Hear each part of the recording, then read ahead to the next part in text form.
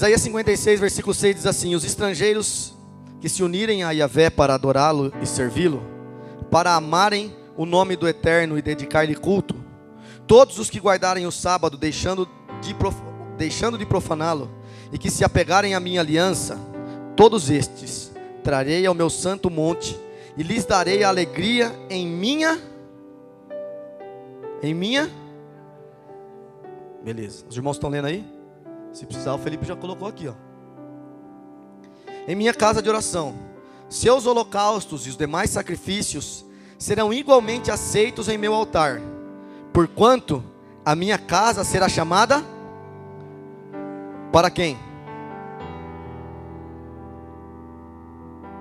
Casa de oração para todos os povos. Feche os seus olhos, curva a sua cabeça. Senhor, nós queremos nesse momento meditar na tua palavra, porque encontramos nela a nossa vida. São verdades espirituais, e que verdadeiramente só quem se tornou, está se tornando um homem ou uma mulher espiritual vai poder absorver o que o Senhor tem para falar hoje. Uma mente carnal não consegue absorver o que o Senhor tem para compartilhar conosco hoje. Então que se nesse momento, Pai, o Senhor possa fazer com que a nossa mente se torne espiritual, que nós possamos deixar a carnalidade de lado e nos envolver com uma mentalidade espiritual, a fim de que o Senhor possa comunicar nos nossos corações a Tua vontade, a Tua palavra. Que o Senhor nos ensine nessa noite, que o Senhor nos corrija, que o Senhor nos exorte, que o Senhor edifique as nossas vidas, construindo em nós algo precioso através da Tua palavra. Muitos de nós, Pai, deveríamos estar com o entendimento avançado nas Escrituras, mas por dar ouvido às fábulas, e por muitas vezes ser seduzidos pelos nossos desejos enganosos, nós acabamos dando ouvido a outras coisas e não a Tua palavra. Mas nessa noite nós queremos que o Senhor construa em nós um entendimento sólido e verdadeiro, que vai nos permitir caminhar com o Senhor mais próximo, e vai permitir com que nós possamos andar segundo a Tua vontade. Que o Senhor tire do nosso meio toda a distração, tudo que atrapalha a Tua palavra de ser pregada, Senhor. Que verdadeiramente nós possamos estar atentos àquilo que o Senhor quer comunicar em nós. É assim que nós oramos, agradecidos em nome de Jesus. Quem concorda, diga amém. O tema da mensagem de hoje é: por que nós somos casa de oração? Em primeiro lugar, eu quero falar para os irmãos que casa de oração não é um lugar, não é um lugar físico. Casa de oração é um ambiente espiritual, onde os filhos de Deus se reúnem na presença do Pai.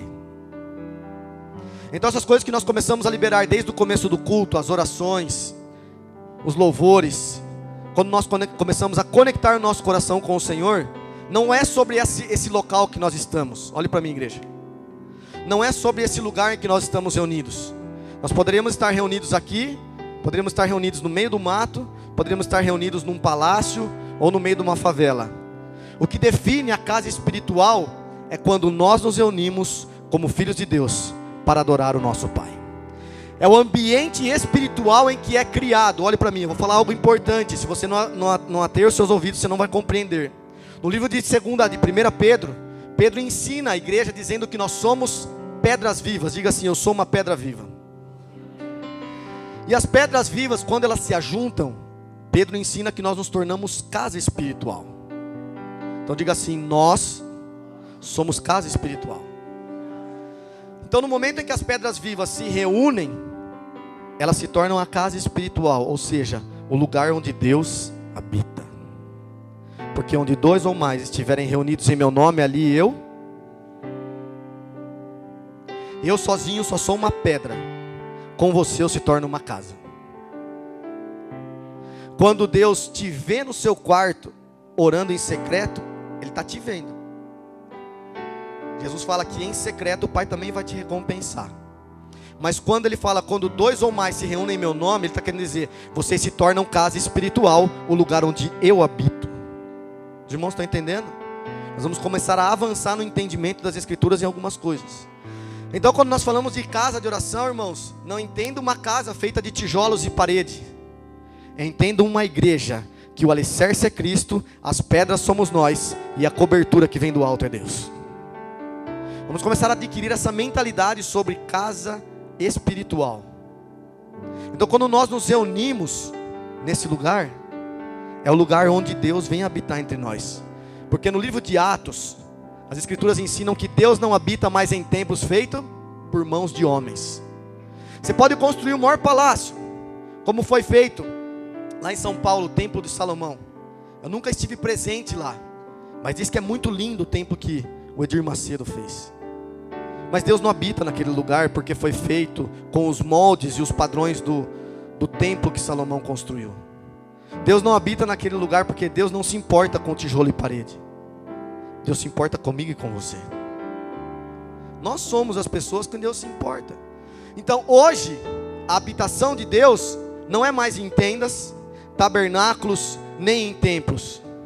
Deus habita hoje no meio dos seus filhos. João capítulo 4, versículo 24. Eis que vem a hora e já chegou, em que os verdadeiros adoradores adorarão ao Pai, em espírito e em verdade. Mesmo que hoje é uma data comercial do Dia dos Pais, eu acho interessante que nós fomos celebrados pelos nossos filhos, nós honramos os nossos pais e demos presentes. Mas a maior honra nesse dia deveria ser para Deus, porque Ele é o Pai do universo. Nós nos lembramos de todo mundo. E posso falar para você uma coisa? Sabe qual que é o maior presente que você vai dar para o Pai Celestial? É a sua obediência. Não tem nada que você possa fazer que vai agradar mais a Deus do que obediência. Não vai ser seu dinheiro, não vai ser sua penitência, não vai ser seu jejum, não vai ser nada a não ser obediência. Você pode passar um ano em jejum, irmãos. Se você sair lá fora da sua casa depois do jejum e desobedecer a Deus, não valeu de nada o jejum. Os irmãos estão entendendo que a mentalidade sobre o que nós queremos construir com Deus é totalmente diferente daquilo que nós temos de entendimento, ou viemos carregando de entendimento. Por isso que eu não me importo com o luxo do templo. Deus não se importa com nada disso. As cadeiras não são para Deus. Esse negócio de madeira aqui não é para Deus. Isso aqui não é um altar. Isso aqui é só uma plataforma onde a gente coloca a Bíblia. Isso aqui, se você colocar fogo, ele frita o fogo, cozinha ele, vira pó. Agora faz assim, ó. O altar de Deus é aqui. É aí onde é o altar de Deus. É aí onde Deus é adorado. Deus é adorado no seu coração. Independente do lugar onde você está, Deus é adorado aonde o seu coração está. Então a mentalidade que nós estamos tentando construir como casa de oração não é sobre um lugar, não é sobre um ambiente, mas é sobre a glória de Deus manifesta no nosso meio. Quem esteve na vigília sexta-feira aqui, levanta a mão. Tem mais gente que não está aqui que estava na vigília. A vigília de sexta-feira foi impactante. 1h30 de uma presença gloriosa no nosso meio. Tivemos um feedback da habitação de Deus na sexta-feira de uma forma muito intensa. E depois, cheios da glória de Deus, nos reunimos numa grande roda aqui, intercedendo e orando com força, orando com direcionamento vindo dele. Foi um tempo especial aqui na sexta-feira. Não tinha luzes, não tinha fumaça, não tinha luxo nenhum. Só tinha eu e o Fer de músico. Deus não precisa de nada, Deus precisa dos corações. Deus não se importa com essas coisas, irmãos. Entenda uma coisa. Os irmãos que estavam aqui na sexta-feira, eles não estavam dependendo de mim e do Fernando para se conectar com Deus. A partir do momento que eles chegaram aqui, os joelhos deles estavam plantados no chão por um bom tempo. Depois intercalando entre levantando e ajoelhando e clamando, a glória de Deus invadiu esse lugar, irmão. Nós não conseguíamos controlar o que Deus estava fazendo aqui, não conseguia. Deus se manifestou de uma forma graciosa entre nós. Deus realmente, Ele habitou nesse lugar. Não é sempre que acontecem essas coisas, mas temos tentado atrair a glória, a presença de Deus entre nós. Porque o que nos define como casa de oração é quando Deus habita entre nós. Se não, nós nos reunimos ao redor desses 4 muros, não é parede, é muro, né? Fazemos uma liturgia, cantamos 3, 4 músicas, falamos uma palavra. E se Deus não habitar entre nós, isso foi só uma liturgia humana. Mas ainda que nós tenhamos uma liturgia humana, se Deus habitar entre nós, aí valeu a pena esse culto. É o momento em que nós prestamos serviço a Ele. Culto fala de serviço. culto fala de trabalhar. Culto fala da gente entregar algo para Deus. Olhe para mim, deixa os irmãos chegarem. Fala de trabalhar para Deus, fala de servir a Deus. Então quando nós estamos cultuando ao Senhor, nós estamos dando algo para Ele. Amém, igreja? Por isso que eu não sou adepto daquele culto antropocêntrico, onde as pessoas se reúnem e as músicas que são cantadas, em vez de serem cantadas a Ele a glória, é dar a minha bênção, dá para mim a vitória. Ô Deus, faz para mim. Eu não entendo esse tipo de culto que nós prestamos a Deus e nós cantamos músicas para nós. Então se o culto é para Deus, nós vamos cantar músicas para Deus. Não são todas as músicas gospel que são para Deus, desculpa. Eu cantei muito aquela música lá. Meu dia vai chegar, o tempo eu não sei, só sei que o Senhor reservou a minha vez. Firmado estarei, esperando a minha hora. Eu tenho uma promessa, um decreto de vitória. Cantei muito essa música, mas espera aí, aonde glorifica a Deus? Aonde Deus está sendo exaltado com aquilo que eu estou cantando?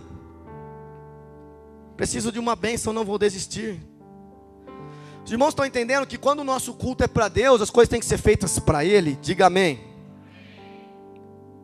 Então não vamos destruir essa mentalidade gospel. Muitos de nós viemos de lugares que cantavam essas músicas. E desculpa eu falar para você, Deus não gosta dessas musiquinhas egoístas.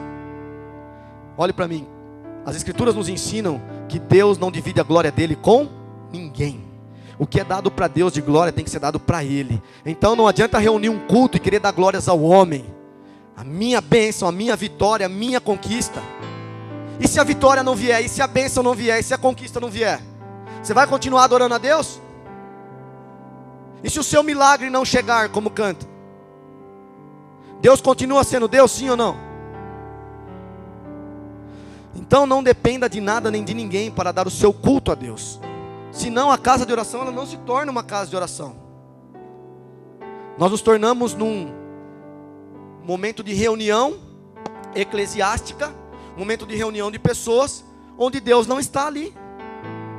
Não é em todos os lugares que Deus está habitando na sua glória. Não é em todos os lugares. Sabe onde Deus habita?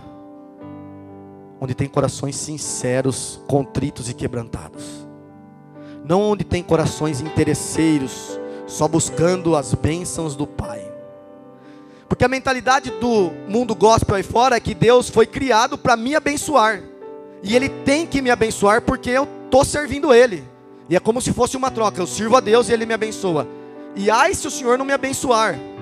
Afinal de contas, eu sou teu filho, então o Senhor tem que me abençoar. E olhe para mim, Hebreus capítulo 12, a palavra de Deus ensina assim, que Deus corrige o filho a quem Ele ama. Nunca ninguém, de Gênesis a Apocalipse, reivindicou bênçãos de Deus, obrigando Deus a dar. Nunca. Isso não existe nas Escrituras. Sabe por quê? Porque Ele é Senhor e nós somos servos, e não ao contrário. Então a mentalidade do mundo gospel aí fora é falar que Deus tem que te abençoar. E Deus não tem que te abençoar. Ele abençoa se Ele quiser. Posso dar um exemplo para você? Vamos dar um exemplo. Uma pessoa que tem o coração muito ligado ao dinheiro. E de repente hoje você ganha um salário mínimo de R$850. Vamos dizer que amanhã ou depois você ganha R$10.000. Mudou-se toda uma realidade financeira, sim ou não? Aí aquela pessoa que já tinha o coração para desejos de coisas materiais, começa a ganhar R$10.000. Aí as prioridades dela vão ser outras. Afinal de contas, os meus prazeres, os meus luxos, as minhas extravagâncias estão em primeiro lugar e não Deus. E aí as coisas começam a inverter as ordens dos valores. Agora eu vou fazer isso, eu vou fazer aquilo, e se der tempo eu faço para Deus. Afinal de contas, já sou abençoado, já tenho o que eu preciso. Coitadinho de quem não tem, mas eu tenho, Deus me deu. E aí a pessoa começa a afastar o coração dela de Deus. Tinha um amigo meu, que nós servimos a Deus durante uns 4 anos juntos, num ministério muito forte. A gente ia todo sábado para a rua, a gente tirou mendigos de rua. A gente ajudou muita família a voltar para suas terras, na Bahia, no Ceará, em Fortaleza. Fizemos um trabalho de colocar pessoas em casa de recuperação, como a gente faz hoje. E aí, esse amigo meu, ele trabalhava de empregado numa imobiliária. Quando acertava uma vendinha, ele ganhava uns trocadinhos. E quando não acertava, ficava meses sem receber nada. Aí um belo de um dia, ele recebeu uma proposta. O salário dele quadruplicou. A primeira coisa que ele fez foi abandonar Deus. E depois a família.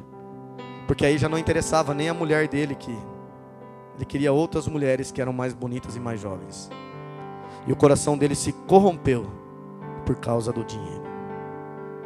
E aí de repente você está esperando algo da parte de Deus, financeiro, enquanto que Deus quer te dar algo espiritual. E as coisas espirituais têm mais valor do que as coisas materiais. O problema é que nós não conseguimos enxergar. Quem não consegue enxergar o que Deus nos dá somos nós.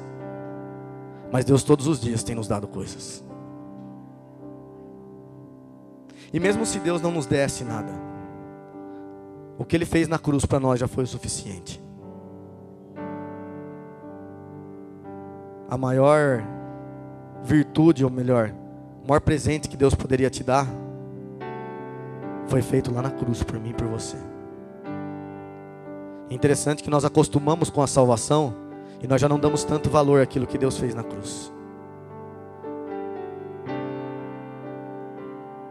Quando você está entendendo, diga amém. Abre lá em Mateus capítulo 21, versículo 12.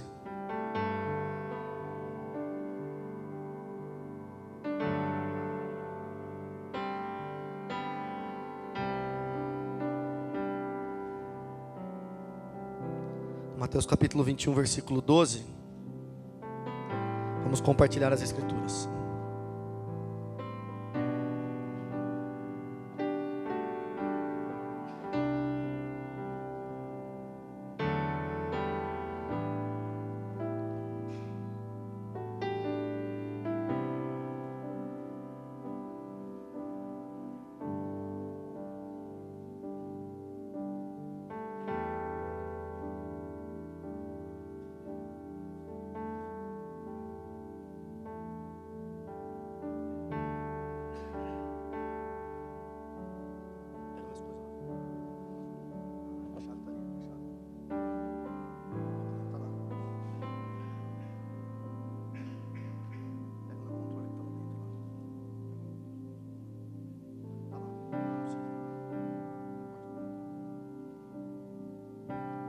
Pastor Juninho voltando de viagem lá de Bauru, o carro pegou fogo. Não aconteceu nada, né? Ainda bem. Glória a Deus, coisas materiais, não dá nada não. Mateus 21, versículo 12, quem achou, diga amém. Tendo Jesus entrado no pátio do templo, expulsou todos os que ali estavam comprando e estavam fazendo isso no pátio do templo.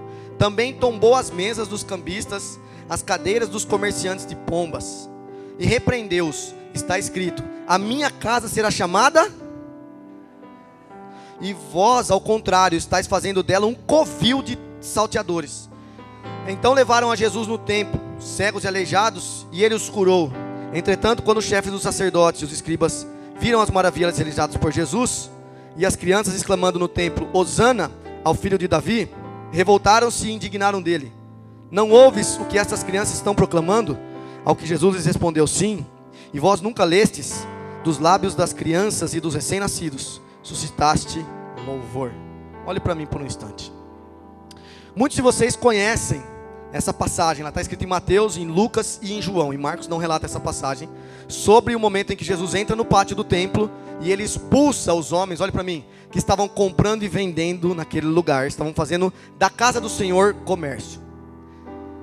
Só para vocês entenderem algo, Jesus ele fez, lê depois na sua casa, João capítulo 2, depois que ele fez o milagre em Caná da Galileia. Você vai ler no capítulo 2, depois do milagre que ele fez de multiplicar, de transformar a água em vinho. Jesus ele teceu um chicote de couro. Ele fez um chicotinho de couro bonito. Imagina a raiva de Jesus na hora que ele estava vendo aqueles caras fazendo da casa do pai dele uma casa de comércio, um lugar onde tinha ladrão e gente sem vergonha, pegando aquilo que é santo de Deus e fazendo comércio. Aí ele estava tecendo o chicotinho dele ali. Sabe o que é interessante, irmãos? Que eu estava orando esses dias, falando para Deus assim: Senhor, eu quero te conhecer mais. Eu quero conhecer um pouco mais da nossa semelhança com o Senhor. E aí sabe o que Deus me revelou da semelhança dele? Presta atenção. Não fica escandalizado com o que eu vou falar não. Mas abre o seu entendimento para algo novo hoje. Nós somos feitos imagem e semelhança de... E se eu falar para vocês que Deus tem um temperamento igual ao do pastor Zé Rosa, você acredita? Ah não, pastor Zé Rosa, seu temperamento é muito forte. Deus não tem o temperamento igual a você. Posso provar para você que o temperamento de Deus é muito mais forte que o meu? Gênesis, Deus criou o mundo, os céus e a terra. Deus criou o ser humano. Falou para o homem: domina sobre os animais, sobre os peixes, sobre a terra. Você pode comer de todo o fruto da árvore, mas da árvore do conhecimento do bem e do mal você não come. O dia que você comer, você vai morrer. A serpente veio, tal, na mulher.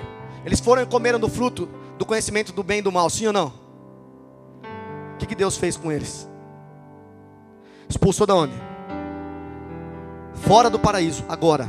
Vocês estão fora do meu propósito agora. Vocês pecaram, pega 2 anjos, coloca aqui com espada flamejante. Ninguém mais entra aqui no paraíso. Deus tirou deles, olha, presta atenção, por uma desobediência, uma só, uma pequenininha assim, foi só um frutinho que ele comeu, foi só uma, foi o suficiente para a ira de Deus falar: saiam do paraíso agora, e aqui vocês não entram nunca mais. Não satisfeito, o homem continuou se corrompendo por causa do pecado. Em determinado momento, a maldade da humanidade era tão grande, mas tão grande, que subiu a narina diante do Senhor, e ele se arrependeu de ter criado o mundo. Gênesis capítulo 5. Aí ele falou assim: Noé, vem cá, constrói uma arca. Mas por que, Senhor? Nunca choveu na terra, por que eu vou construir uma arca? Coloca os animais assim, assim, assim, faz dessa forma. Eu não aguento mais esse ser humano, eles não me obedecem, eles fazem tudo o que é errado diante dos meus olhos. Aí beleza, faz lá 120 anos para construir a arca. Construiu a arca, é mesmo? Entra dentro da arca, Noé, põe sua família aí dentro. Vai, vamos Noé, vamos mandar chuva. Vou contextualizar aqui, pastor Zé Rosa aqui contextualizando. Eu acredito que o cara que abriu a torneira do céu falou: Deus, tá bom de água já? Falou: não, manda mais. Tá bom de água, Senhor? Manda mais, sabe por quê? Eu quero destruir todo mundo. Só vai ficar Noé e os animais, só. Destrói tudo, mata todo mundo. A humanidade está tão corrompida que eu vou matar todo mundo. Será que Deus tinha um temperamento forte? Sim ou não? Sim ou não? Aí não satisfeito, beleza, lá para frente um pouquinho, Abraão e Ló saíram, indo para a terra prometida. Deus tinha promessa com Abraão, pai de muitas nações. Era algo forte que Deus tinha a realizar. Mas aí eles pararam em determinado momento. Ló parou numa cidade chamada Sodoma, vizinha de Gomorra. A atrocidade de Sodoma e Gomorra era tão grande, mas tão grande, que de novo chegou diante da presença de Deus. Deus falou assim: é abominável, eu abomino o que eles estão fazendo. É homem com homem, mulher com mulher, é pai com filha, filha com pai, com marido, com tudo. Os caras querem fazer sexo com tudo e com todos. Fora a violência, a maldade, a promiscuidade e a desonestidade. Nada diferente dos dias de hoje. Aí Deus falou: é mesmo? Sai daí, Ló, vou destruir todo mundo. Ló falou: pelo amor do Senhor que é Deus, pelo amor do Senhor, pelo amor que o Senhor tem pelo Senhor e por quem mais estiver no céu, não destrói. Ele falou assim: tá bom. Falou: por 50 justos que tiver, eu não destruo.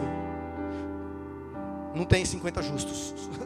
Desculpa, Senhor, mas por amor a 10 o Senhor não destrói? Tá bom, por amor a 10 eu não destruo. Por amor a 5 justos? Não tinha ninguém que era justo naquele lugar, a não ser Ló. Ló falou: viu, sai daí, não olha para trás, vem. Eu vou mandar fogo, porque eu não aguento mais esse pessoal de Sodoma e Gomorra, eles são muito malignos. Deus mandou fogo e enxofre assim, ó, destruiu Sodoma e Gomorra, virou fumaça. O temperamento de Deus é forte, sim ou não? A gente tem a mentalidade de entender Deus: ai, Deus é bonzinho, Ele mandou só um foguinho assim, ó, Sodoma e Gomorra, destrói Sodoma e Gomorra. Mandou só uma aguinha do céu, uma gotinha, ai, era só para dar uma afogada neles. Não é não, irmãos. Deus tem a ira dele. E orando e falando com Deus, Deus me revelou essa personalidade do Senhor. Por aquilo que é certo, por aquilo que é justo, Deus se ira sim. Deus se ira. E acreditem, o temperamento de Deus é bem mais forte do que o meu. A ira de Deus está preparada para o diabo e os seus anjos, e para todos que não estiverem com seu nome escrito no livro da vida. Preparado o fogo eterno e o lago de fogo e enxofre. Será que Deus tem um temperamento tranquilinho? Eu nunca mandei ninguém para o lago de fogo ainda. Nem vou mandar. Irmãos, estão entendendo que o temperamento de Deus é muito além? Vocês acham que Jesus chegou lá assim, ó? Ai, tira essas mesas de cambista daqui. Tira esse comércio daqui. Vocês acham que Jesus chegou assim lá? Primeiro que Jesus fez um chicote. Jesus andava bastante, ele era meio atlético. Ele não era qualquer um não. Não era magrinho que nem o Felipe assim não. Ele era fortinho assim que nem eu. Jesus chegou quebrando a banca do lugar. Quando ele viu aqueles caras fazendo comércio, ele falou assim: vocês estão fazendo o que da casa de meu pai? Vocês estão achando que vocês são o quê? Vai para lá, seu... E ó, chicote nos caras, e chute, vira a mesa e faz tudo.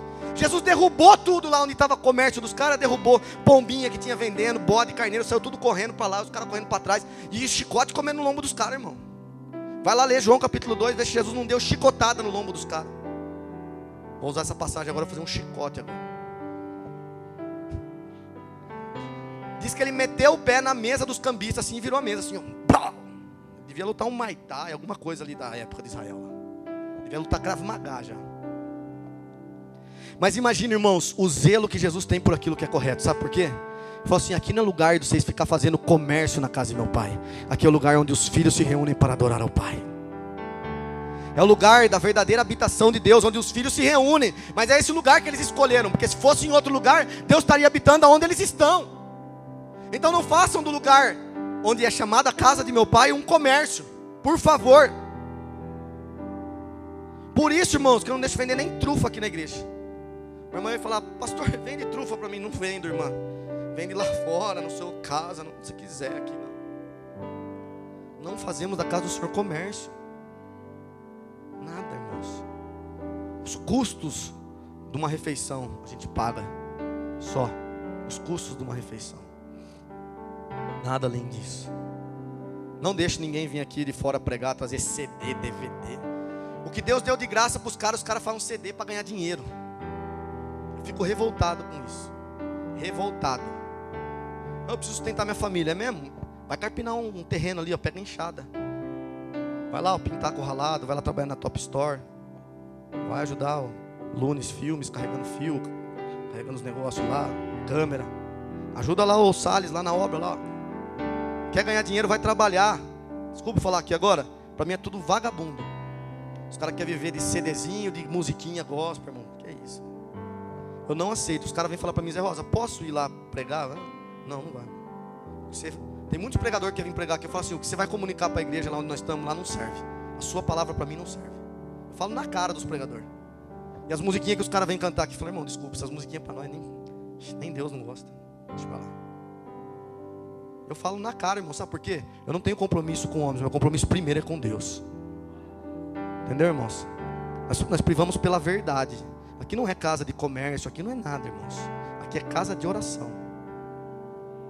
Cumpri todo o aluguel, a agenda de aluguel que estava aqui desse lugar. Aí o dono falou: viu, continua alugando, que dá uma renda e tal. Aí vim aqui, o pessoal com bebida, com coisa. Chegamos um dia aqui, né, Salles? Umas moças assim, eu não estava nem de short, mas estava uma tanga assim, uma blusinha assim. Que negócio é esse? Então já era para eles ter saído aqui, não saíram, tudo sujo, cheirando cerveja aqui, aquele ambiente, os caras tudo bêbado. Quase que eu peguei o chicote aquela hora, né? Aí as mulheres foram saindo, aí voltava. Aí eu fui, falei assim para os irmãos: nem olha, mano, faz olhar. Falei: não olha não, que é pecado, irmãos. Mas as mulheres estavam com o shortinho, estavam tudo bêbado. Aí veio despedir de mim, falei: tá bom, tchau, vai para lá. Não vou. Não vai ser o aluguelzinho que vai dar, sei lá, R$1.000 de renda que vai mudar a nossa história. Porque eu não quero um ambiente também assim. Fora o trabalho que dava. Então não vou fazer do lugar onde a gente se reúne comércio. Nós não precisamos disso. Já me deram 1.000 ideias. Pastor, faz rifa. Que rifa, irmão? Não faço nada de rifa ali. Quer fazer rifa, vai lá no bar. Lá tem um monte para vender de frango, de galeto, de porco. Tem tudo lá. A gente não faz rifa, não faz nada. Quem contribui conforme Deus propõe no seu coração. Pronto. Traz uma oferta. Se vocês acharem legal trazer, traz. Se não achar, também não traz. De boa, você não vai deixar de ser casa de oração por causa do dinheiro. Porque Deus não olha para o seu dinheiro, Deus olha para o seu coração. Deus não quer o que você tem, Deus quer o que você é. E o que você é e o que eu sou é aquilo que está aqui dentro e não que está aqui fora. Eu não venho no culto de ceia de terno, irmãos. Eu não estou preso ao sistema nem à religião, irmãos. Eu não venho com o cabelinho lambido porque eu tenho que agradar gregos e troianos. Eu venho com o cabelo que eu tenho mesmo. Eu corto lá no barbershop. Delivery agora. Agora o Felipinho vai fazer delivery. Ele vai cortar cabelo lá na minha loja. Cabelo e barba. De mim, do Felipe, do Jean e do pastor Eduardo Júnior. Por quê, irmãos? Porque Deus não está se importando com a minha aparência. Se vocês veem um homem, chama Luiz Cláudio Zimmermann. Esse qualquer dia eu queria trazer aqui. A gente se fala toda semana. Homem de Deus, com força. Ele é inteirinho tatuado, juro pra vocês. Inteirinho, do Ayapoca ao Chuí, assim, é tatuado. Só não tem tatuagem na cara, assim. Nos braços, tudo assim. Ele é um tiozão, assim, ele tem deve ter uns 40 anos já. Parece que ele tem uns 60, juro pra vocês. Quando ele vier aqui eu vou zoar ele. A barba branca, cabelo branco, o olhinho azul. Ele é um amor de pessoa, juro pra vocês. Um amor de pessoa. Um homem que resolveu seguir o que Deus tinha para ele. Prega uma palavra verdadeira. Muita coisa que a gente comunica aqui, eles comunicam lá. A gente se fala sempre, a gente troca uma altas ideias. Ele está vindo para cá daqui uns dias aí para encontrar com o pessoal do Bucafé lá, do Christopher, pastor Sérgio. Homem de Deus, você vai olhar para ele assim, irmãos, ele parece um marginal. Ele anda com um all-star assim, um bamba assim, uma calça, uma camiseta assim. Mas o que aquele cara fala e vive, ele é um exemplo, irmãos. A família dele é um exemplo. O ministério dele é um exemplo. A vida daquele homem é um exemplo. Ele reflete Jesus. Mas você olha para ele, irmão, você não dá nada para aquele cara cheio de tatuagem. E eu vejo tantos pastores de terninho, engomado assim, que não vale o feijão que come e rouba a noiva. Cabelinho tudo lambidinho assim, aquele cabelinho socialzinho, que é uns porcaria de uns sem vergonhas. Eu não tenho papas na língua e não tenho medo de nenhum deles. Vocês estão entendendo, irmãos, que Deus não está se importando com a aparência, Deus se importa com o nosso coração? Deus está se importando com aquilo que nós somos, não com o que nós temos. Para Deus, o que você tem só tem valor se você aprender a compartilhar com quem precisa. Senão não tem valor nenhum também para Deus. Senão você só foi um egoísta que usou para você o seu dinheiro e acabou. Ou melhor, você só foi um egoísta que usou o dinheiro que Deus te deu para você mesmo. Então o que nós temos só tem valor diante de Deus se nós conseguimos compartilhar com quem precisa. Essa é a mentalidade de uma casa de oração. Nós vamos começar a construir, irmão, com alicerce, em cima do alicerce verdadeiro que é Cristo, com o material correto. Porque a mentalidade que a gente vem herdando dos lugares que a gente passou, é como se o importante é o lugar onde nós estamos. O importante é chamar pessoas para estar conosco, porque vai gerar mais dinheiro. Eu não me importo com o número de pessoas que aqui está. Eu me importo com a qualidade da sua vida. Se tiver 10 com qualidade, se tiver 100 com qualidade, é o que me importa. De vocês comerem uma palavra genuína, o evangelho verdadeiro, e vocês caminharem perto de Deus. Mas hoje eu quero te encorajar numa coisa que eu quero desmistificar algo e quero colocar algo no seu coração verdadeiro, de verdade. Olha para mim aqui, todos, olhem para mim. Meu nome é José Rosa. Eu sirvo a casa de oração como pastor há 3 anos e meio. Eu não sou nada melhor do que você. Não sou nada, não tem diferença nenhuma entre eu e você. O que difere eu e você é o encargo. É a vocação que Deus me deu e a vocação que Deus te deu. O que difere eu de você é só isso, não muda nada mais. Mas deixa eu ensinar algo para você hoje. Não dependa de mim, nem de homem nenhum, aquilo que só Deus pode te dar. Você pode buscar direto da fonte, você não precisa de homens. Você pode buscar direto da fonte. Nós estamos aqui como um instrumento para servir os irmãos, estão entendendo? Vamos chegar num raciocínio junto lá. Nós somos apenas um instrumento. Eu vou dar um exemplo bem prático. Imagina um prato de comida bem gostoso que você gosta. Imagina um prato de comida bem gostoso. Sei lá, uma picanha, uma lasanha. Eu gosto de comida japonesa. Sushi, sashimi, hot roll, salmãozinho grelhado, eu gosto. Se você quiser me convidar para jantar fora, me leva num japa que eu vou curtir. Agora imagina um prato de comida bem gostoso. Os homens que são instrumento nas mãos de Deus são apenas o hashi. O hashi é aquele pauzinho que você pega os negocinhos. Antes eu tinha muita dificuldade para pegar, agora eu aprendi a pegar assim. Imagina um garfo para pegar comida. Eu só sou o garfo, mas quem pega a mão e leva até a boca é Deus. Os irmãos estão entendendo? O garfo você pega depois, leva para a cozinha, lava o garfo, depois usa para outras. Se quiser usa, senão não usa mais o garfo, usa outro garfo. Eu sou só o garfo na mão do Senhor Deus. Eu sou só a caneta na mão do escritor. Ninguém nem sabe qual é a marca da caneta, qual é o nome da caneta. Ninguém sabe nada. Quem recebe a glória é o escritor. Os irmãos estão entendendo? Então, não busque em mim ou em nenhum outro homem nessa terra o que só Deus pode te dar. Você tem fácil acesso para você chegar diante de Deus com ousadia, com um coração verdadeiro e buscar a presença de Deus, se relacionar com Deus. O maior exemplo de um homem que entendeu o que é casa de oração foi Davi. Eu vou mostrar para vocês o que Davi entendeu como casa de oração. Abra sua Bíblia comigo em Salmo, capítulo 27, por favor. Versículo 4.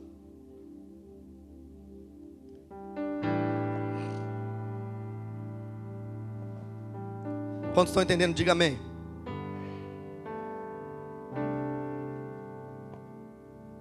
Salmo 27, versículo 4.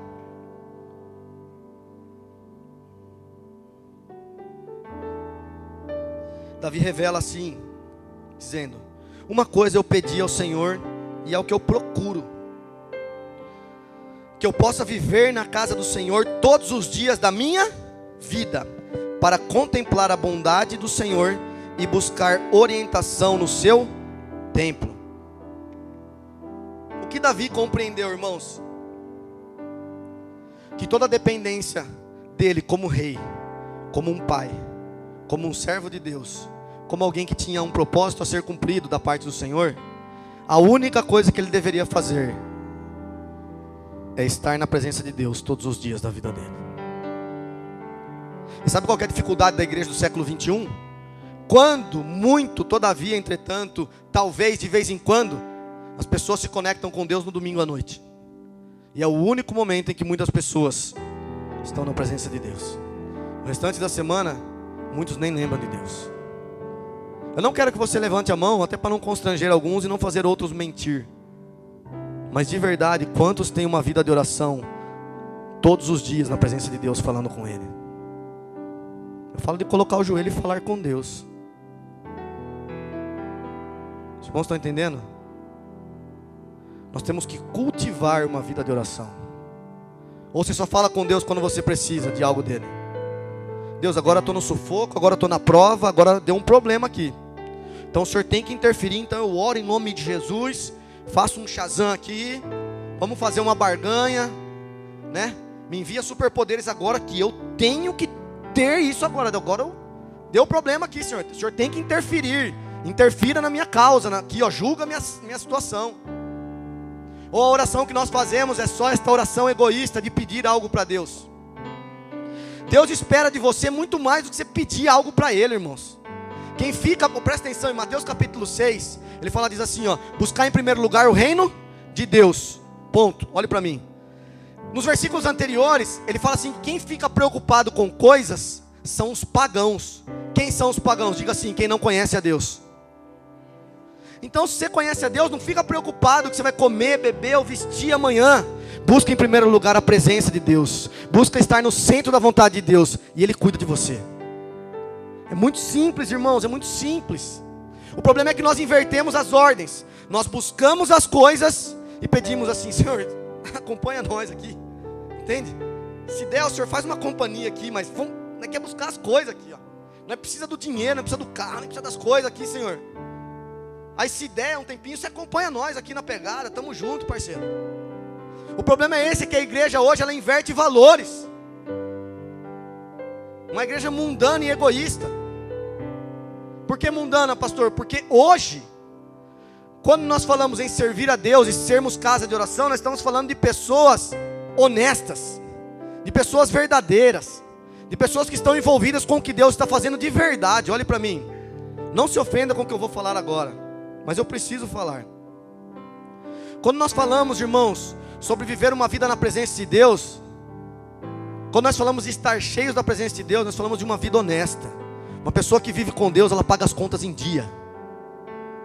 Pastor, eu tive um problema financeiro, normal como todo mundo. Vai lá então dar satisfação para quem você deve.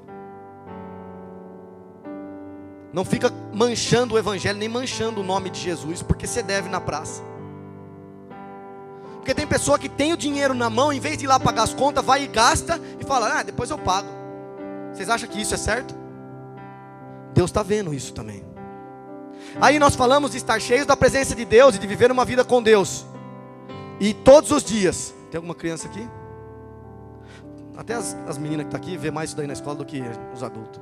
E todos os dias as pessoas estão se imundiçando, dia após dia, com pornografia, com masturbação e com todas essas porcarias que acometem imoralidade sexual. Estamos cheios de Deus.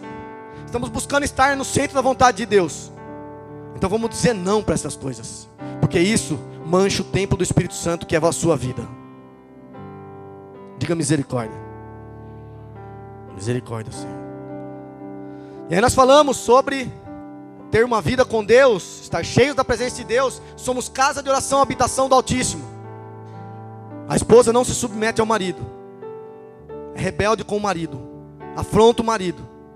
E tem marido também que desce a pau na esposa. Que relacionamento é esse? Em que eu não respeito meu marido e que meu marido também, quando perde a cabeça, já enfia a mão na minha cara. Isso é estar cheio da presença de Deus? Sim ou não? Que tipo de relacionamento com Deus nós temos se nós tratamos todo mundo fora de casa bem e os filhos nós tratamos igual um lixo?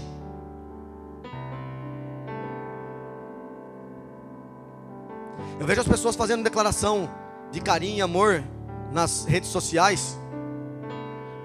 E muitas eu vejo uma hipocrisia absurda, irmãos. Tenho vontade de escrever assim, mas eu seguro meus dedos para não escrever nada assim. Falo, domina meus dedos, Senhor, senão eu magoo essa pessoa. O que é estar cheio da presença de Deus e ser casa de oração? É ter um bom relacionamento com a família, irmãos. Olhe para mim. Não trata as pessoas de fora melhor que você trata as pessoas de dentro. Agora, você quer tratar as pessoas de fora da sua casa bem? Trate-as de dentro bem.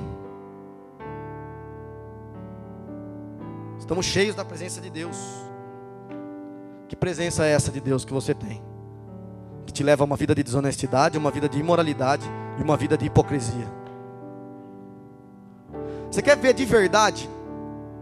Eu nunca, desde que eu me converti, eu nunca associei dons com frutos. Nunca. Só foi um entendimento que Deus me deu há muito tempo. A Bíblia fala sobre o fruto do Espírito. Quem conhece o fruto do Espírito? Gálatas capítulo 5, versículo 22. Fala sobre o fruto. O que é o fruto do Espírito, irmãos? É aquilo que nos permite ser frutificado mediante uma vida no Espírito. Só que os dons do Espírito, olhe para mim, os dons fala de presentes que Deus deu, ou seja, os dons são ferramentas para a gente se mover como igreja. Ou seja, para que a gente alcance o propósito de Deus, nos são disponíveis ferramentas. E essas ferramentas são os dons do Espírito. Profecias, orar em línguas, curas, milagres, etc, etc. Vários dos dons de discernimento, palavra. E tudo isso é dado em 1 Coríntios capítulo 12. São os dons.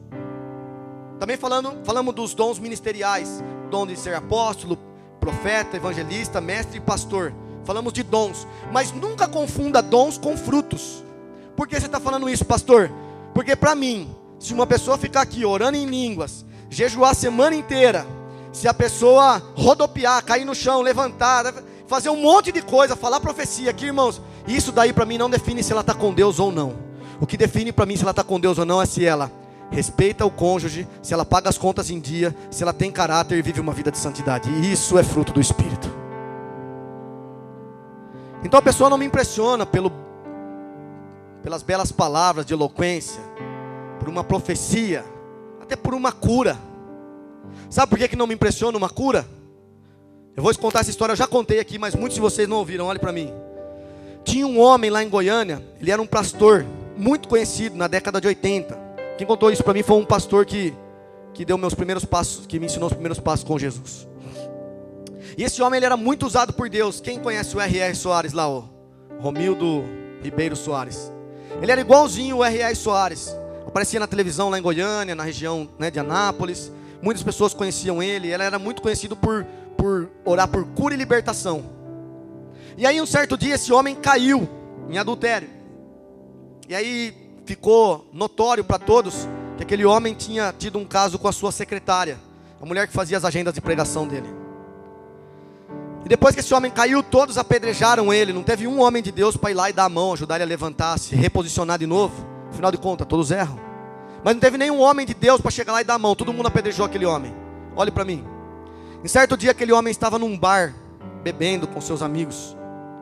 Ou melhor, seus amigos estavam bebendo e ele estava isolado numa mesa. E aqueles homens sempre caçoando dele, sempre menosprezando ele, apontando, jogando pedras. E ele estava bebendo num bar. E aí chegou um homem de cadeira de rodas e entrou no meio daqueles homens que estavam zombando desse pastor. E enquanto aqueles homens zombavam daquele pastor, ele ficou muito quieto, muito tranquilo. Mas chegou um momento que eles disseram assim: pastor, quem é esse teu Deus aí que você pregava e que cura, que liberta, que faz milagres? Se esse teu Deus existe ainda, ou se esse teu Deus que você prega é verdadeiro, manda esse cara que está na cadeira de roda paraplégico levantar. Ele abaixou a cabeça envergonhado, bêbado. Olhe para mim, ele estava bêbado e abaixou a cabeça e orou a seguinte oração: Senhor, eu sei que eu sou tudo isso que eles estão falando mesmo. Eu sou esse lixo de pessoa. Eu me transformei isso porque eu não controlei a minha carne. E hoje eu sou esse lixo que eles estão falando. Mas eu sei quem é o Senhor. Eu sei o que o Senhor já fez na minha vida e na vida de muitas pessoas. Ele falou assim: então glorifica o teu nome e me dá a oportunidade de ver mais essa cura, para que todos conheçam o Senhor e que eu torne a servir ao Senhor. Aquele homem se levantou da sua mesa e ele fez uma oração, dizendo: em nome de Jesus, paraplégico, levanta e anda. Aquele homem deu a mão para o pastor e ele saiu andando dentro do bar, paraplégico de nascença, com as perninhas finas desse tamanho. Aquele homem estava andando dentro do bar curado, porque Deus tinha curado aquele homem. Sabe o que aconteceu com aqueles homens que estavam zombando daquele pastor? Todos caíram prostrados de joelho, reconhecendo: o Deus que você serve é verdadeiro, nós também vamos servi-lo. Isso foi em meados de 1980. Essa história marcou Goiânia e toda a região. Alguns anos depois, esse pastor morreu, foi para a glória, restauradinho, reconciliadinho com Jesus. Mas sabe o que é importante, irmãos? Que mesmo diante dos dons, que olha, os dons de Deus são irrevogáveis. Deus nunca tira de você aquilo que Ele dá. Então os dons de Deus são irrevogáveis, mas o que define a vida no Espírito Santo, irmãos, é o fruto. É o fruto. É uma vida de caráter. É uma vida de santidade. É uma vida de ser verdadeiro diante de Deus. Aqui eu posso colocar uma máscara e ser um pastor legal. Zé Rosa é legal. Zé Rosa, bacana, ajuda as pessoas. Mas lá fora, onde está só eu e Deus, ali eu sou o que eu sou de verdade. Os irmãos estão entendendo? Então quando nós falamos de vida com Deus, de relacionamento com Deus, vai muito além de uma aparência, de um estereotipo externo. A igreja aí fora, ela idealiza um estereotipo externo de um cristão. Mas um cristão, irmãos, não é aquilo que ele fala, não é aquilo que ele vive, não é aquilo que ele tem, não é aquilo que ele veste. Um cristão é aquilo que ele vive com Deus. A árvore se conhece pelos seus, não fala pelas suas roupas, não fala pelos seus dons, não fala por nada disso. Deus construiu o reino. A igreja, aí fora, corrompida, construiu a religião. A religião, no sentido dela do grego, é religare. Ou seja, o homem caído é religado com Deus. Mas o homem manipulou a religião e hoje, muitas pessoas não estão servindo a Deus como deveriam, porque a religião contaminou o coração delas. As pessoas estão contaminadas pela religião. E essa peste tem dominado o coração de muitos. Graças a Deus que muitas pessoas estão sendo despertadas pelo Espírito Santo. Porque o Espírito Santo convence o homem do pecado, da justiça e do juízo. Ele nos guia em toda a verdade. Então quem desejar sintonizar ali a sua conexão com o Espírito Santo, ele vai guiar você. Graças a Deus que muitas pessoas estão sendo despertadas do engano, estão sendo conectadas com o Espírito Santo e caminhando na verdade hoje. Diga glória a Deus por isso. Eu estou vendo Deus levantar uma igreja gloriosa de verdade nesses últimos dias. Estamos orando com muita força. Hoje não, sexta-feira, nós oramos assim. Eu orei. E a igreja concordou com a oração. Pastor, Senhor, nós oramos por todas as igrejas que estão espalhadas na face da terra. Por aquelas que começaram certo e se corromperam no meio do caminho. Eu citei nomes de homens e nomes de ministérios. Aqui, ó. De todas as igrejas que a gente conhece e que a gente sabe que está corrompida por causa do dinheiro, da ganância e de muitas coisas. Nós oramos dizendo: muda o coração de todos esses homens.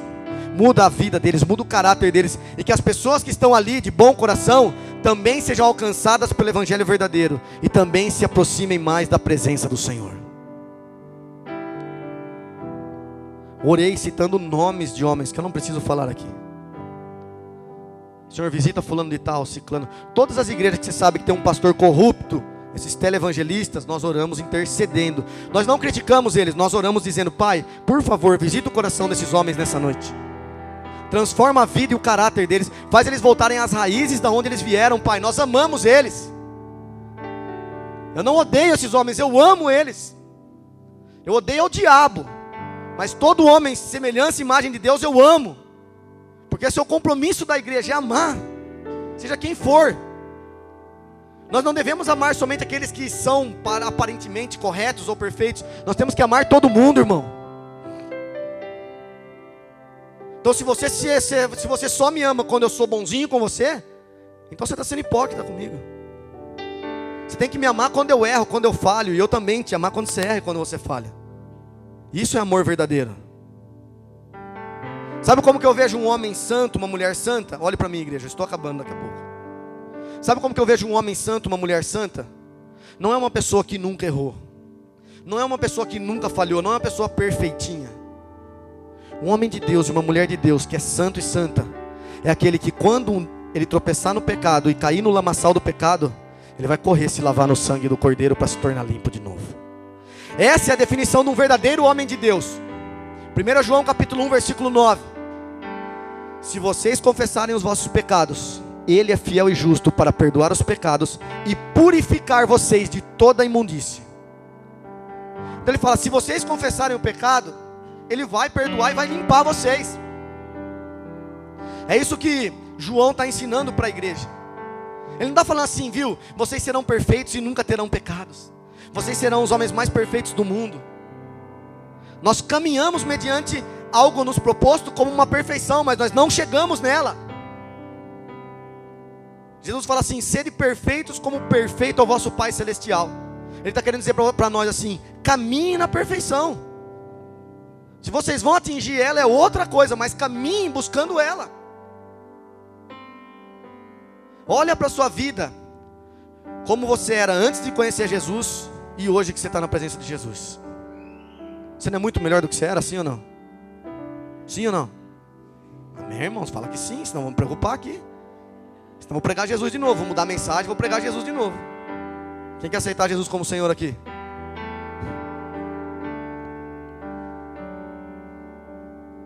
Então, irmãos, nós somos homens e mulheres de Deus quando nós temos a consciência que se nós errarmos, nós vamos correr lá no nosso quarto e falar: Senhor, me perdoa porque eu errei. Me lava com teu sangue e me aceita de novo. O pecado nunca vai te vencer, a não ser que você permita. Lá em Gênesis capítulo 4. Gênesis capítulo 4, Deus fala assim para Caim: o pecado está na tua porta. Ele bate, ó, todo dia. Aí Deus fala assim para ele: cabe a você vencê-lo. E eu falo a mesma coisa, irmãos, para que nós possamos ser casa de oração, para que nós possamos ser homens e mulheres cheios da presença de Deus. Quando o pecado vier, ó, fala: não vou abrir não. Fala: o único que tem a porta, a chave da porta do meu coração é Jesus. Eu não vou abrir para o diabo nem para o pecado. Nós não alcançamos isso ainda, mas nós podemos buscar, sim ou não? Os irmãos estão vendo como é o entendimento prático das Escrituras? Deixa eu avançar aqui que eu tenho mais um pouquinho. Uma coisa pedi ao Senhor e a buscarei, para que possa viver na casa do Senhor todos os dias da minha vida. Casa de oração, irmãos, fala de um lugar de intimidade, lugar de comunhão com o Pai. Lugar de comunhão. Uma das coisas que eu mais tenho falado durante esses 3 anos e meio servindo como pastor, eu tenho falado para você buscar intimidade com Deus. Sabe o que acontece com o coração de muitas pessoas? Não se ofenda com o que eu vou falar, por favor. Não importa o seu tempo de caminhada, importa a sua disposição em mudar e caminhar naquilo que é certo. Mas deixa eu falar algo para você. Sabe o que falta de verdade para a igreja de Jesus Cristo no século 21? Intimidade com Deus. Quanto mais intimidade você tem com Deus, mais você também vai conhecer o seu propósito, sim ou não? E aí sabe o que é interessante? Que a intimidade que nós geramos com Deus através da oração e da leitura das Escrituras, porque a oração eu falo com Deus, quando eu leio a palavra Deus fala comigo. Então é um diálogo, oração, palavra.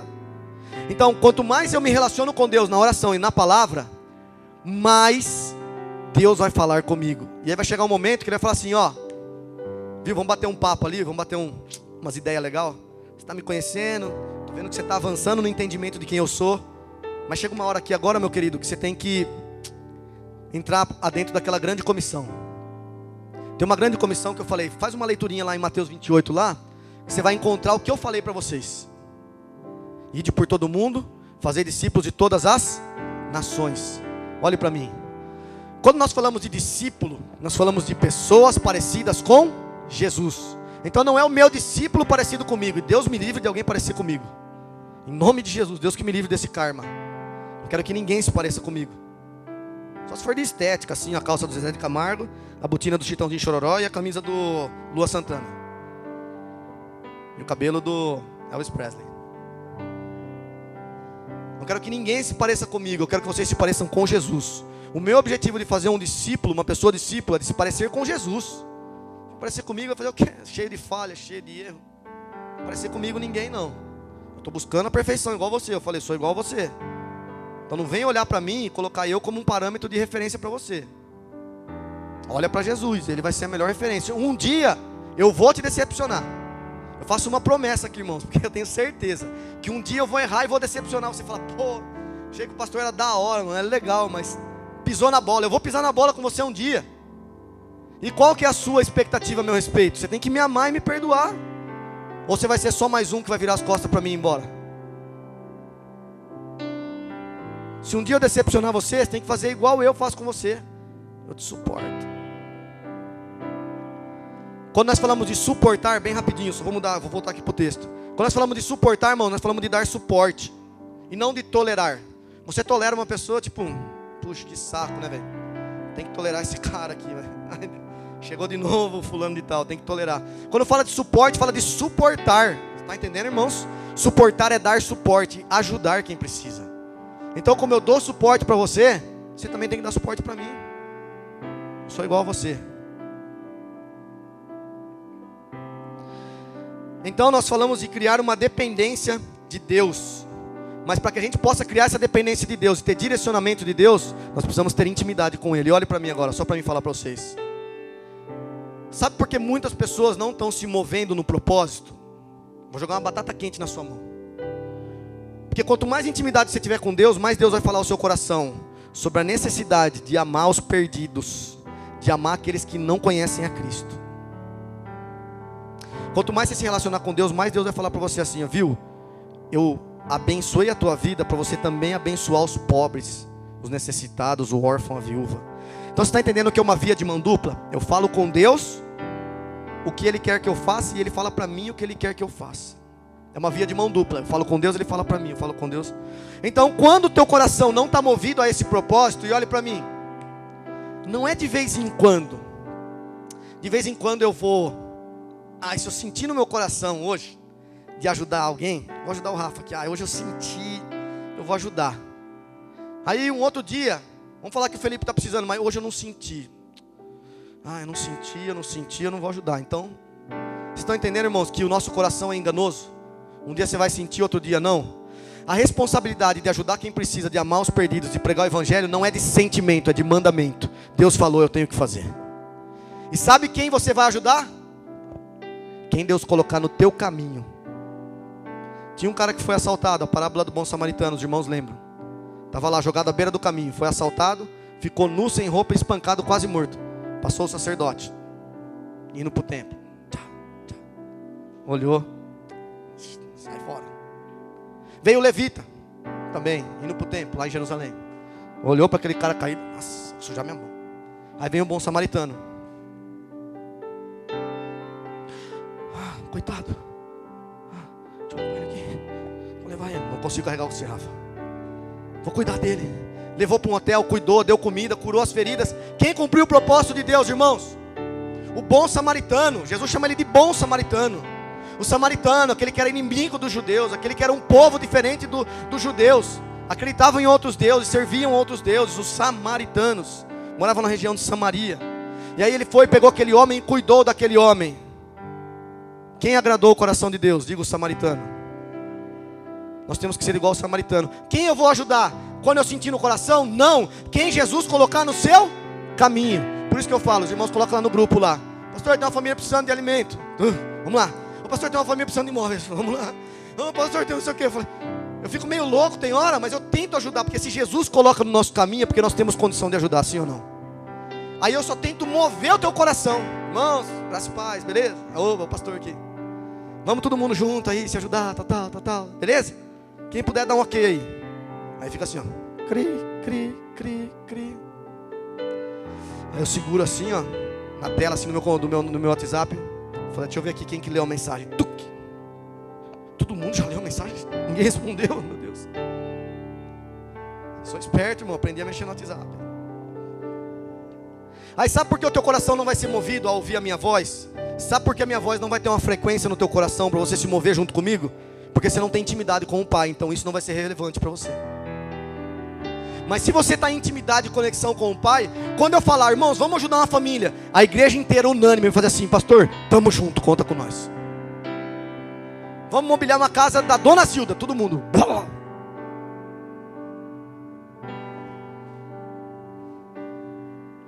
Os irmãos estão entendendo? Então o que falta hoje é conexão com Deus. Aí você fica tão distante de Deus durante a semana toda, que você não consegue se ligar. E quando eu falo de algo, irmãos, vamos para o Vale do Ribeira. Se cada um que está aqui, irmãos, der uma cesta básica, já dá 100, irmãos. 100 cesta básica. Tirando as crianças. Se as crianças quiserem dar também, os pais têm condição também. Fomos na pizzaria, quinta-feira. O Lucas levou a gente na pizzaria. Top, a pizza lá, curtinho. Pegamos umas pizzonas assim, irmão, quadrada, 12 pedaços. Com cheddar, bacon, cream cheese, uma delícia. Filé de frango, filé mignon também, comemos uma pizzinha de filé mignon de estrogonofe. Uma delícia, gastamos lá, irmão, sabe quanto na pizzaria? 250, não foi? 236. 236 reais. Com 236 reais, irmão, a gente comprava umas 7 cestas básicas. 8, 9 cestas básicas. Quantas pessoas não comiam, irmãos, com o dinheiro que nós gastamos? Aí chega na hora de ir para o Vale do Ribeira, os irmãos falam, ai pastor, não tem dinheiro, irmão. Vocês comem pizza e gastam tudo aquilo e vai falar que não tem dinheiro. Eu vejo os irmãos tirando foto no McDonald's, no restaurante, no coisa, passeio aqui, passeio. Normal, glória a Deus, você vai passear e eu dou glória a Deus, vai mesmo. A família é teu primeiro ministério. Mas quando chega ali pro Vale do Ribeiro, os irmãos falam que não tem dinheiro para comprar uma cesta básica, aí vocês querem que eu brigo mesmo, né? Vocês querem ver eu bravo que nem Deus assim? Então, por favor, irmãos, vamos pro Vale do Ribeiro, vamos ajudar quem precisa. O Tiago aqui veio de lá, ó. Filho da irmã Natalina. Homem de Deus. Dos poucos homens de Deus que eu achei naquele lugar foi esse homem aqui. Ele e a esposa dele, a Gessiane. Eles são tímidos. Se eu pedir para ele levantar, ele fica vermelho e não levanta. Ele é tímido, mas é um homem de Deus. Ele um dia, eu vou chamar ele para pregar aqui. Ele tem uma palavra de Deus para dar para a igreja. Ele vai falar um dia sobre a realidade dos quilombolas. E aí vocês vão falar, opa, o negócio é sério. Ele vai falar um dia da realidade, que graças a Deus ele não vive mais. Ele viveu muito tempo em Guarulhos, junto com a sua esposa, sua família. Depois retornaram para a casa da mãe. Como eles acostumaram com a cidade, não aguentou viver lá, veio para cá, né? Vai ser, já está sendo aqui meu obreiro aqui. Ontem nós limpou a igreja até meia-noite, né, filhote? Ele estava aqui limpando a igreja aqui, eu, Gessiane e eles. Aí sabe o que move o coração de Deus de verdade, irmãos? Sabe o que move o coração de Deus de verdade? É quando você tem desejo de buscar a presença dEle. Isso move o coração de Deus. Você vai ser direcionado por Deus na medida da sua busca com Ele. Então se você não está se movendo para o propósito dEle, é porque não está buscando a Ele. Nós temos que despertar a igreja do século 21 para ela se mover com mais eficácia. De verdade mesmo, irmão.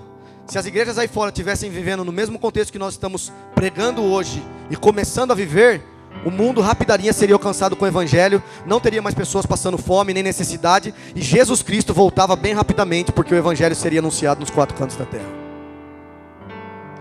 Tudo isso por um posicionamento da igreja, que tem que deixar de ser uma igreja egoísta, e tem que começar a ser uma igreja que ama, uma igreja generosa, uma igreja que ama o necessitado.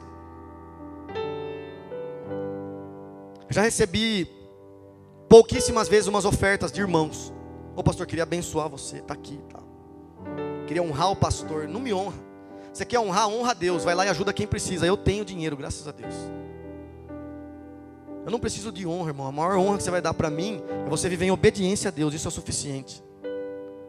De verdade, você quer honrar a Deus mesmo? Vai lá e abençoa quem está precisando. Eu sei que os irmãos são generosos, têm um carinho, mas eu não preciso. Vamos ajudar quem precisa, vamos construir essa mentalidade. Um amigo meu me veio e me falou assim, que ele tinha que dizimar numa igreja rica, porque lá ele ia ter prosperidade financeira, numa igreja pobre ele não ia poder fazer isso. Quase que eu falei para ele assim, irmão, então você não conhece a Bíblia, irmãos. Porque a igreja é de Jesus, ela é uma só, independente do quanto ela tem de dinheiro ou não. E posso falar de verdade para você, irmãos? Você pode dizimar o quanto você quiser, isso não vai mudar em nada a sua história financeira, nada. Fielmente, irmãos, desde a minha conversão, eu sempre fui dizimista fiel, até bem mais do que o dízimo. Antes de eu ser pastor, posso falar para vocês, irmãos, nunca mudou nada. Não fiquei mais rico, nem mais pobre, nada. Sempre tive o normal. Posso falar para você, quando já mudou muitas vezes a minha história financeira, de verdade, um dia eu vou dar uns testemunhos aqui. Quando eu ajudei quem estava precisando e que não tinha o que comer. Quando eu ofertei por missões, onde pessoas não conhecem o evangelho, isso de verdade mudou a minha vida financeira. Eu vou dar testemunho do que eu já vivi financeiramente. Mas de verdade, irmão, o legalismo dos 10% não muda a história de ninguém. Você pode dar os 10%, se você quiser, se você sentir no coração. Você pode dar 15%, 20%, pode dar metade do seu salário. O que vai te mover, irmãos, é se você estiver cumprindo o propósito de Deus. Aqui está precisando? Glória a Deus, então vamos ofertar. Cada um vai ofertar conforme Deus colocar no seu coração.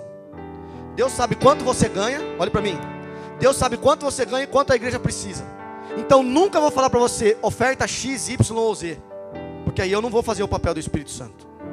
Vou fazer o papel de garfo, de caneta. O Espírito Santo vai falar, você ganha X, você pode contribuir com Y. Entende, irmãos? Ficou claro isso? Por que eu falo essas coisas, irmãos? Porque eu não quero que ninguém engane vocês. Nós estamos nos tornando casa de oração, o lugar da habitação de Deus. Estamos criando um ambiente espiritual. Estamos nos relacionando com Deus em oração e através da palavra. É isso que eu estou falando hoje.